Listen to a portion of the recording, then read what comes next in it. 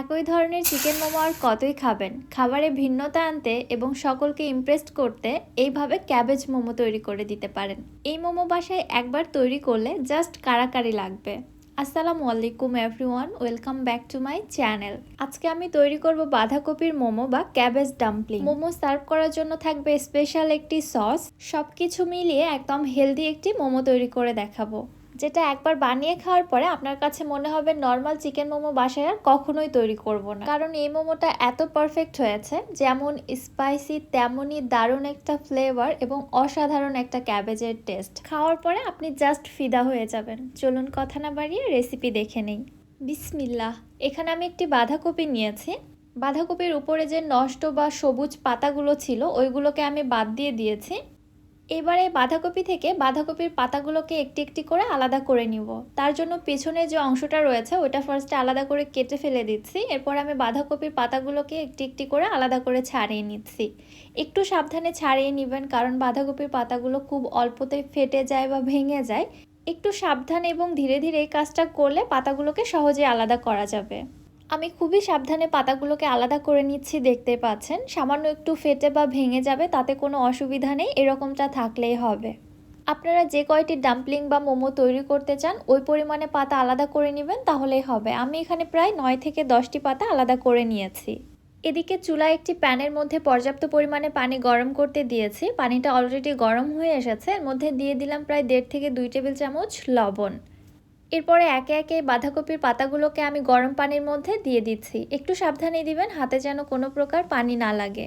এভাবে আলতো করে একটু চেপে চেপে দিচ্ছি। খুব অল্প সময়ের মধ্যে পাতাগুলো সফট হয়ে একদম পানির নিচে চলে যাবে।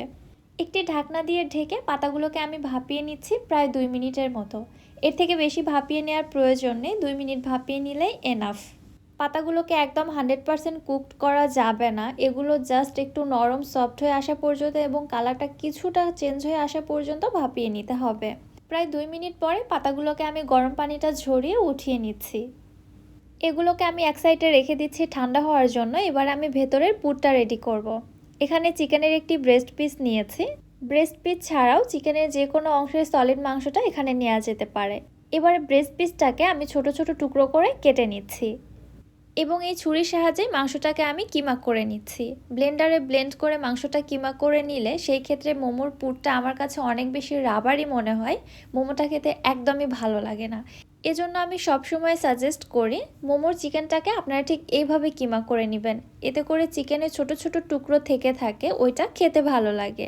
ঠিক এরকমটা দেখতে পাচ্ছেন। এটা কিন্তু একদমই পেস্ট হয়ে যায়নি, কিছুটা ছোট ছোট দানা রয়ে গেছে।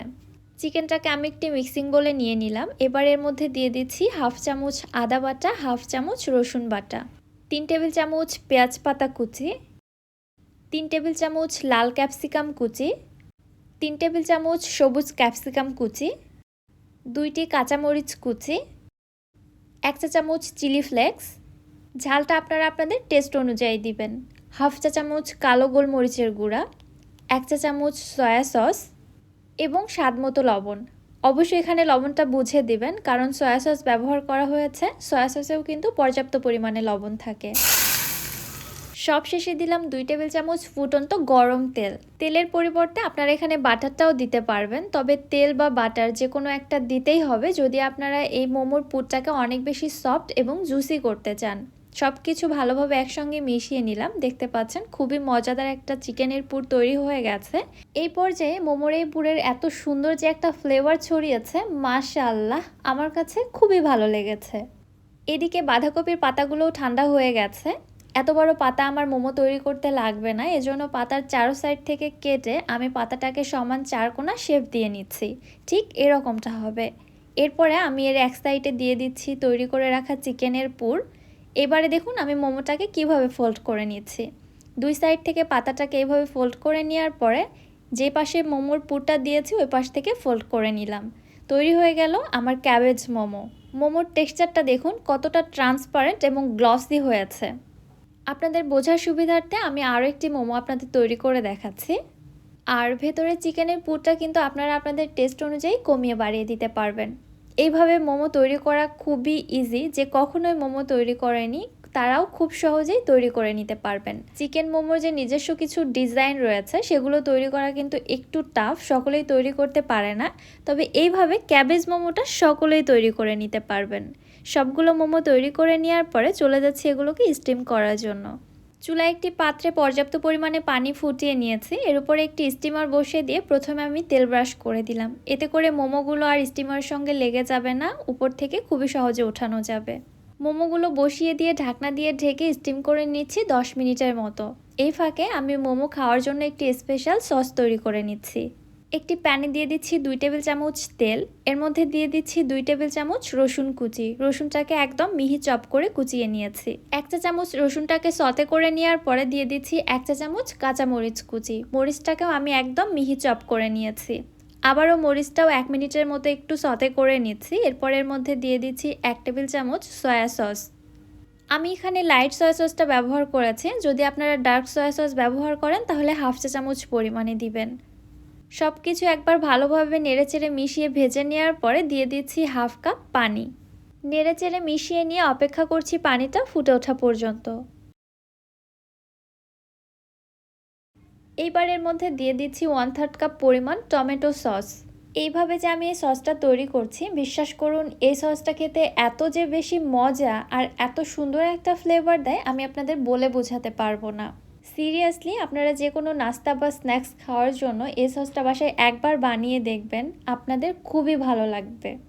এই পর্যায়ে দিয়ে দিচ্ছি 1 চা চামচ সাদা তিল। এখানে আমার একটু মিস্টেক হয়ে গেছে, তিলটা আগে দিতে ভুলে গিয়েছিলাম। যখন আমরা রসুন এবং কাঁচামরিচটা সতে করে নিয়েছি ঠিক ওই পর্যায়ে আপনারা সাদা তিলটা দিয়ে একটু রোস্ট করে নেবেন, তাহলে ফ্লেভারটা আরও ভালো ছড়াবে। সবশেষে দিয়ে দিচ্ছি 2 টেবিল চামচ পেঁয়াজ পাতা কুচি এবং স্বাদ মতো সামান্য একটু লবণ। পেঁয়াজ পাতাটা দেওয়ার পরে বেশিক্ষণ আর সসটাকে চুলার উপর রাখা যাবে না, জাস্ট সব কিছু ভালোভাবে মিশিয়ে নিয়ে এটা আমি চুলা থেকে নামিয়ে নিচ্ছি। এদিকে প্রায় 10 মিনিট পর আমার ক্যাবেজ মোমোগুলো একদম স্টিম করা হয়ে গেছে। মাশাআল্লাহ, দেখতে পাচ্ছেন খুবই সুন্দর একটা কালার চলে এসেছে। এবার আমি একে একে মোমোগুলোকে এখান থেকে উঠিয়ে নিচ্ছি। আপনারা চাইলে এইভাবেই ক্যাবেজ মোমোগুলোকে সার্ভ করতে পারেন, তবে আমি এগুলোকে আরেকটু শ্যালো ফ্রাই করে নিব। অন্যদিকে চুলায় একটি প্যানের মধ্যে দিয়ে দিচ্ছি 2 টেবিল চামচ তেল। তেলটা হালকা গরম হয়ে আসলে বাঁধাকপির মোমোগুলোকে আমি তেলের মধ্যে দিয়ে দুপাশে উল্টে পাল্টে হালকা করে একটু ভেজে নিচ্ছি। অনেক বেশি ভেজে নেওয়ার প্রয়োজন নেই বা ভেজে করকরেও করে ফেলানো যাবে না, জাস্ট দুপাশে হালকা করে একটু সেঁকে নিব। 1.5 থেকে 2 মিনিটের মতো সময় লেগেছে। এবারে মোমোগুলো চুলা থেকে নামিয়ে আমি সার্ভ করে নিচ্ছি। মাশাআল্লাহ, বাঁধাকপির মোমো দেখেই কত লোভনীয় লাগছে, তাই না? আর খেতে যে কত মজা হবে আপনারা একটু রিয়েলাইজ করেন তো। স্পেশাল যে সসটা বানিয়েছি সেটার সাথে ডিপ করে খেতে এই মোমোটা যে কি মজা আমি আপনাদের বলেই বোঝাতে পারবো না। আর আপনারা চাইলে এই সসটাকে মোমোর উপরে এইভাবে স্প্রেড করে দিয়েও সার্ভ করে নিতে পারেন। উপরে সামান্য একটু চিলি ফ্লেক্স দিয়ে দিচ্ছি, এতে করে মোমোটা দেখতে আরও বেশি লোভনীয় হবে। মোমো খেতে যারা পছন্দ করেন আর এই শীতের দিনে গরম গরম ধোয়া ওঠা যারা মোমো ঘরে স্বাস্থ্যসম্মতভাবে তৈরি করে নিতে চাচ্ছেন, তাদের জন্য এটা মাস্ট ট্রাই একটি আইটেম। আপনারা যদি বাসায় না তৈরি করেন আসলেই অনেক মজার একটা রেসিপি মিস করে যাবেন। আশা করছি রেসিপি আপনাদের কাছে ভালো লেগেছে। তাহলে আজকের মতো বিদায় নিচ্ছি। আল্লাহ হাফেজ।